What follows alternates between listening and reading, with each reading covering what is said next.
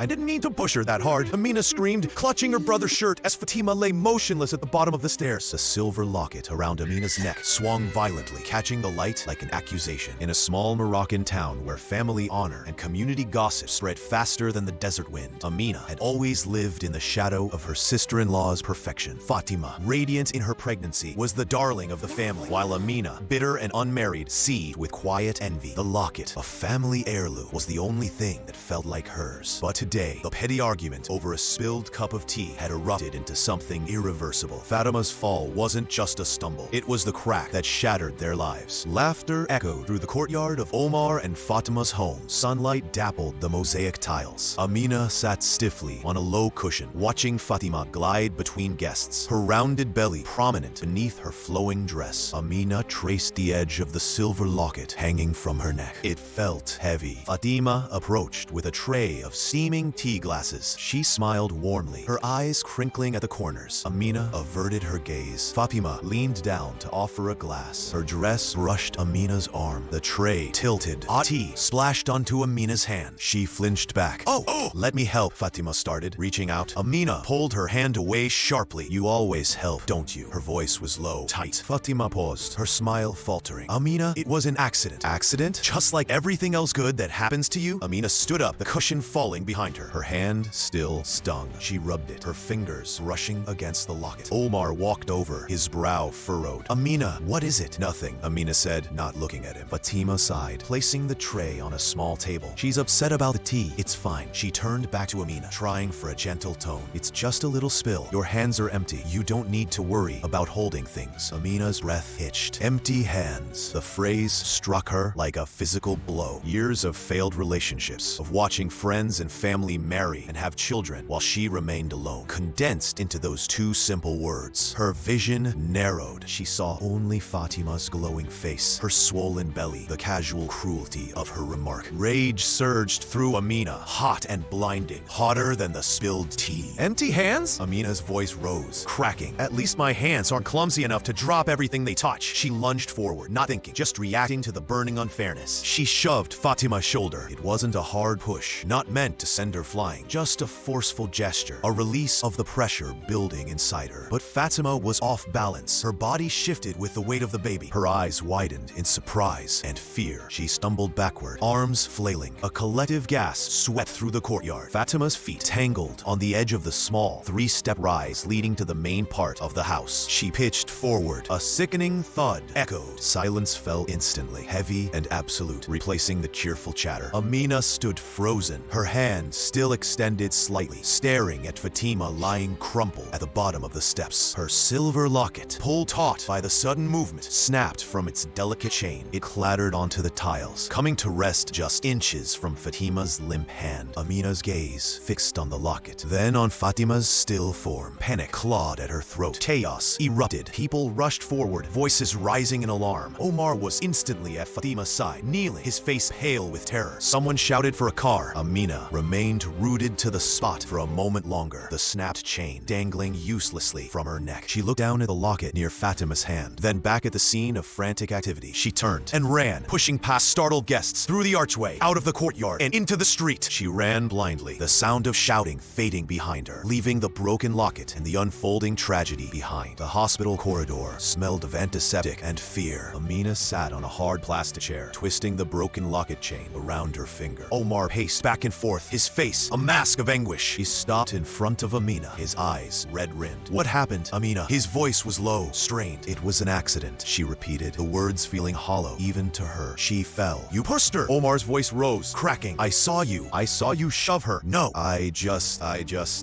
reacted. We were arguing. She said something. She said something? Omar's fist clenched at his sides. She's in there, fighting for her life, fighting for our baby. Because you reacted? Amina recoiled. I didn't mean to. I didn't think. You never think. Omar exploded, slamming his hand against the wall. A framed picture rattled. You never think about anyone but yourself. He turned away, resuming his frantic pacing. If she loses the baby, his voice trailed off, choked with emotion. Amina watched him, a knot of guilt tightening in her stomach. But beneath the guilt, a flicker of defensiveness remained. She hadn't meant for this to happen. It was Fatima's fault for saying that. It was an accident. A door opened down the hall. A doctor stepped out, his face grim. Omar stopped pacing. Instantly, he stared at the doctor, her, his eyes wide with dread. The doctor walked towards them slowly. Omar sagged against the wall, his strength draining away. The doctor spoke quietly, his words muffled to Amina's ears by the pounding in her head. Omar buried his face in his hands, a raw, heartbroken cry tearing from his throat. Amina stared, numb, as Omar slid down the wall, collapsing onto the floor. The broken locket chain slipped from her fingers. She stood up, her legs shaky, and walked towards where Omar knelt weeping. As she passed, her foot landed on something small and metallic. The broken locket chain. She didn't pick it up. She ground her heel into it, pressing it into the cold tile floor before continuing on. Weeks later, the air in Omar's living room was thick with silence and sorrow. Fatima sat on the sofa, wrapped in a thick shawl, staring blankly ahead. In her hands, she clutched a tiny, soft blanket, its edges worn from constant touch. Amina stood awkwardly by the door, twisting her hands. Omar sat opposite Fatima, watching his wife with pain-filled eyes. He looked up as Amina shifted her weight. His gaze was cold, accusing. "She doesn't eat," Omar said, his voice flat, devoid of warmth. "She doesn't speak. She just sits here." He gestured towards Fatima with a weary hand. "Look at her. Look at what you did." Amina flinched. "Omar, I don't." He cut her off. "Don't say anything. Just look." Amina forced herself to look at Fatima. Her sister-in-law, once so vibrant and full of life, was a shell. Her eyes were vacant, her face drawn and pale. She rocked slightly, back and forth, the tiny blanket held tight against her chest. It was a devastating sight. Amina's guilt flared, sharp and painful. She wanted to say something, anything, to break the terrible silence, to ease the suffering she saw, but the words wouldn't come. Her throat felt tight. I should go," Amina mumbled, backing away. Omar didn't respond. He just kept staring at Fatima. Amina turned and hurried out of the living room, through the quiet house. As she passed a closed door, she hesitated. This was the room that was supposed to be the nursery. She reached for the doorknob, her hand trembling slightly. She pushed the door open a crack and peered inside. The room was perfect, untouched. A small crib stood against one wall, immobile, with colorful birds hanging above it. Tiny clothes were neatly folded on a changing table. A rocking chair sat empty. It was a shrine to a life that would never be. Amina's eyes welled up. A sudden, uncontrollable tremor ran through her right hand. She stared at it, flexing her fingers, trying to make it stop. It continued, a small, persistent shaking. She quickly pulled her hand back, hiding it behind her back. She closed the nursery door quietly and hurried out of the house. The image of Fatima's vacant eyes and the untouched room burned into her mind. The tremor in her hand lingered, a new, unsettling reminder of the cost of that day. Before I tell you what happens next, if you've ever regretted words you can't take back, hit like and subscribe right now. Dust motes danced in the single shaft of light, piercing the heavy curtains in Amina's small apartment. A year had passed since the fall. The silver locket, its chain clumsily repaired with a piece of wire, hung from a nail beside the door. Amina reached for a teacup on the small table. Her hand shook violently, the cup rattling against the saucer. She tried to lift it, but her fingers spasmed. The cup slit, crashing to the floor, porcelain shattering. Amina stared at the mess, her breath catching in her throat. She quickly swept the pieces under the table with her foot, then hid her trembling hand in her lap. The shaking wouldn't stop. It had started subtly months ago, a faint tremor, but now it came in waves, stronger, harder to control. Her phone rang. Her phone rang. She fumbled for it, nearly dropping it too. The screen showed the name of a false ally, a neighbor who loved gossip. Amina hesitated, then answered. "Amina, is that you?" The voice was chirpy, overly sweet. "Is that you?" The voice was chirpy, overly sweet. "We haven't seen you at the market in ages. Everyone's asking about you." Amina's voice was flat, dead. "Tell them I'm dead." A shocked silence. "Amina, don't say that. We were just wondering,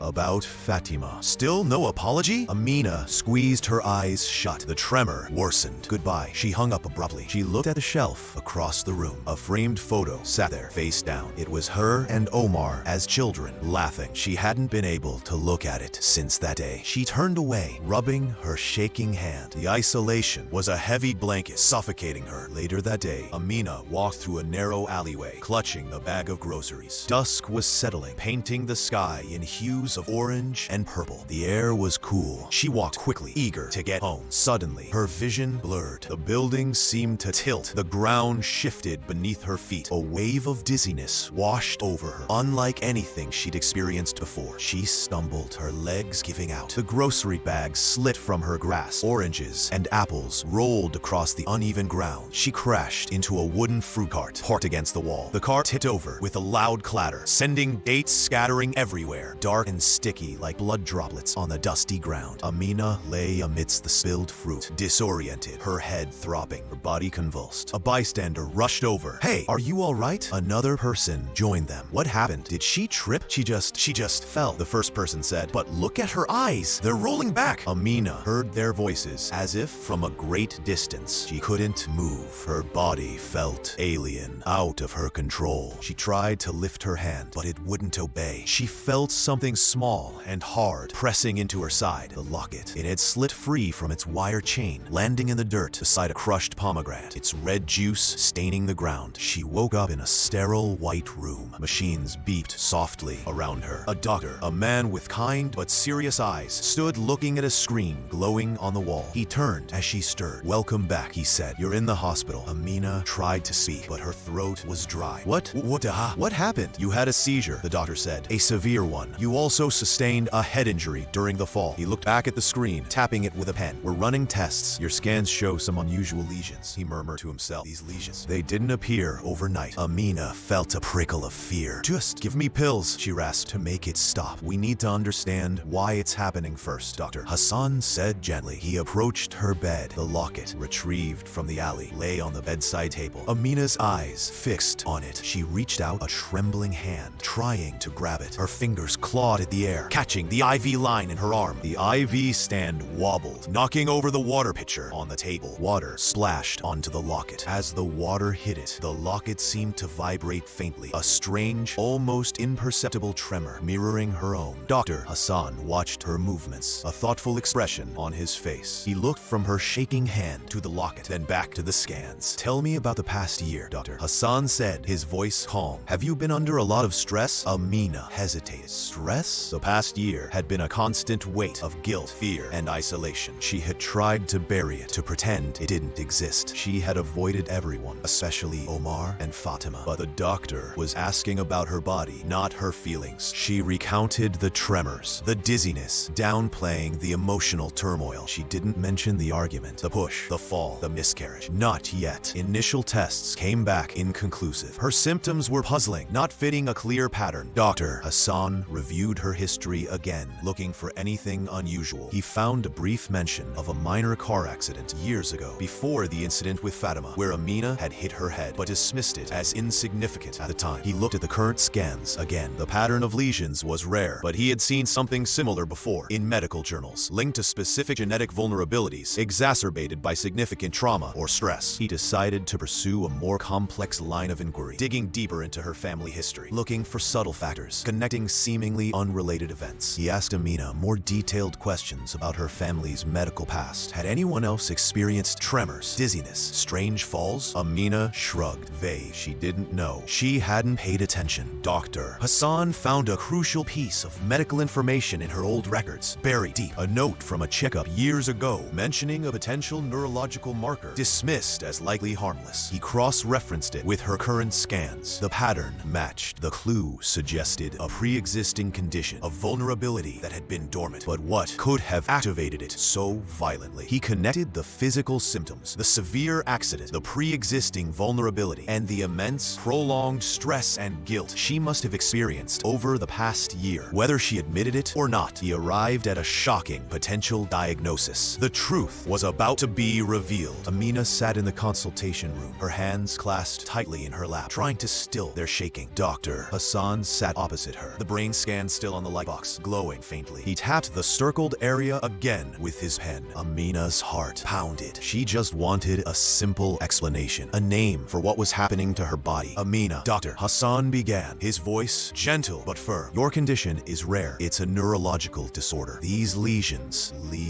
they indicate a vulnerability that was likely present for a long time, perhaps genetic." He paused, but something triggered it, something significant and prolonged. He looked her directly in the eye. Extreme stress, severe emotional trauma. These things can act like a switch for this kind of condition. They accelerate its progression dramatically. Amina swallowed hard. "Stress?" "Yes, Dr. Hassan confirmed. The past year, only 7 months ago. The events you've lived, the guilt you carry, it created a constant, intense level of stress on your system. It didn't cause cause, the underlying vulnerability, but it accelerated its effects. The accident.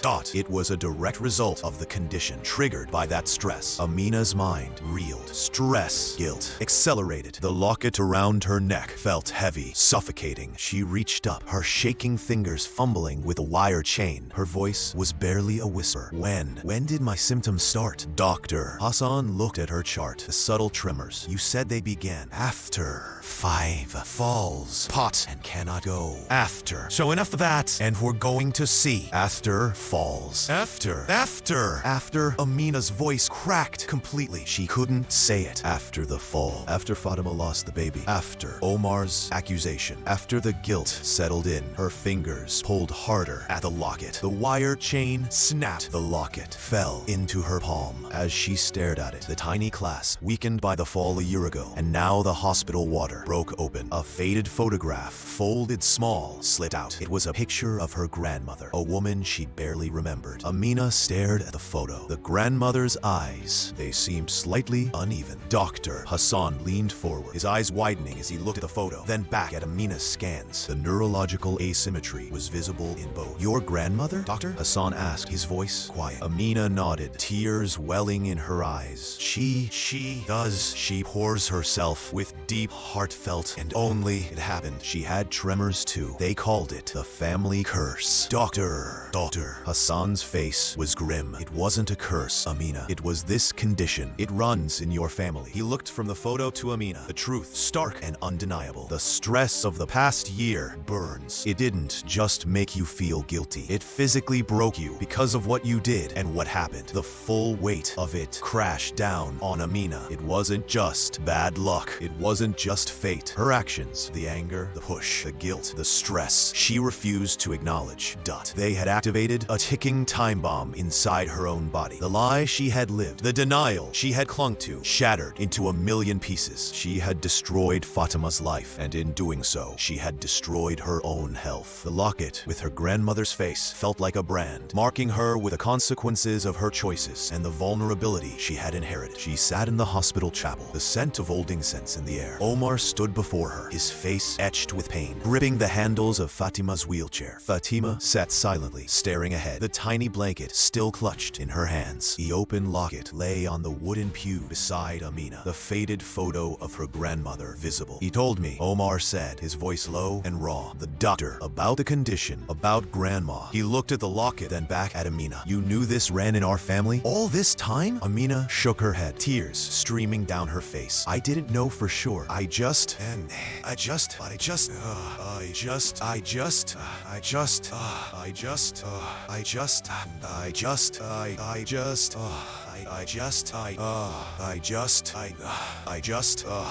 I heard them whisper. They called it the family curse. I thought I'd escaped it. She looked at Fatima, her heart aching. I thought it was punishment, she whispered, the words torn from her soul. For what I did. Omar squeezed the wheelchair handles, his knuckles white. He looked at Fatima, then back at Amina. The anger was still there, a hard knot in his eyes, but something else was there too. A terrible weariness, a shared burden. Amina reached for the locket, closing it with a click. She looked at Fatima again, her silent, broken sister-in-law. A sudden, unexpected movement. Fatima's hand, the one not holding the blanket, twitched slowly, painstakingly. Her fingers moved. They reached out, trembling slightly, towards the locket on the pew. It was the first voluntary movement in months. Omar gasped softly. Amina stared, stunned, as Fatima's fingers brushed the cool metal of the locket, a tiny, fragile connection in the vast emptiness of her grief. Amina stood on the hospital rooftop, the wind whipping her hair. The city lights twinkled below. She held the locket in her hand, its weight a physical manifestation of her guilt and the truth she now carried. Her hand trembled uncontrollably, the locket rattling against her palm. She walked to the ledge, looking down. It would be so easy, just let go. Let the locket fall, let the truth fall, let the burden disappear. She raised her hand over the edge. She hesitated. She looked at the locket, at the faded photo inside. Her grandmother's eyes, holding holding the same secret vulnerability. It wasn't just a symbol of what she had done. It was a symbol of who she was, of a history she couldn't escape. Her other hand spasmed violently, forcing her to grip the locket hand tighter. She couldn't even control her own body. A call to prayer echoed from a distant minaret, a mournful, beautiful sound. Pigeons scattered from the rooftop edge, their wings flapping. The locket's wire chain still attached, tangled in her fingers like fate itself, binding her to the past. She pulled her hand back from the ledge, pressing the locket to her chest. She had to carry it. There was no escape. Before the final choice, would you destroy the past or carry its weight? Write it in the comments. Amina sat on a bench in the hospital garden at dusk. The air was cool and fragrant with night-looming jasmine. She held the locket in her palm, turning it over and over. Fatima was nearby, sitting in her wheelchair, wrapped in a blanket, watching the last light fade from the sky. Omar had brought her down. He stood a little distance away, talking quietly on his phone. Fatima turned her head slowly, her eyes no longer vacant, settling on Amina. Her voice was hoarse, unused, but clear. Grandmother had these tremors too. Amina's breath hitched. She looked at Fatima, then at the locket. They called it the family curse. I thought I'd escaped it. Fatima's hand, the one that had twitched towards the locket, slowly lifted. It reached out, trembling slightly, and covered Amina's shaking hand that held the locket. A silent touch. A moment of shared understanding, of acknowledging the pain, the history, the unintended consequences. The locket caught between their hands, slit free, and fell softly onto the grass. Later, in Dr. Hassan's office, scattered medical files lay open on his desk, showing brain scans from 3 generations of the same family. Omar stood by the window, his back turned, looking out at the city lights. The condition was always there, Omar. Dr. Hassan explained, his voice calm and factual. Inherited, dormant. Stress didn't cause it. It accelerated what was already there. The fall, the guilt, the depression you both experienced. Your body was a lit fuse, and that stress ignited it. Omar didn't turn. You could have told us. We didn't know until now, Dr. Hassan said. It's a rare presentation. Your sister's symptoms and the accident forced us to look deeper, to connect the dots across generations. A nurse entered with a tray holding 2 glasses of tea. The cups rattled on the tray, shaken by the tremor in her own hand. 1 year later, sunlight streamed into the family courtyard. Roses bloomed riotously against the wall. Fatima knelt by a rosebush, tending the flowers, her belly rounded with new life. Amina sat on a low cushion nearby, a simple wooden cane leaning against the wall beside her. The tremors were still there, a constant companion, but less severe with treatment. She held the silver locket, its chain now properly repaired. Omar watched from the doorway, his face softer than it had been in years, but still holding the shadow of pain. He held a small prescription bottle in his hand. Amina walked slowly towards Fatima, using her cane. She knelt beside her sister-in-law. She took the locket and placed it gently around Fatima's neck. The silver gleamed against Fatima's dress. Fatima smiled, a genuine, soft smile that reached her eyes. She reached up and touched the locket. A rose thorn pricked her finger. A single drop of blood bloomed on her skin, dark red against the green leaves, mirroring the embroidered roses on the locket's faded photo. Omar watched them from the doorway, silent. The courtyard was quiet, but not empty. The past was still present, a weight they all carried, but perhaps now they carried it together. Before the screen fades, if you've ever carried a secret that changed you, hit like. If you've been the one to forgive, subscribe.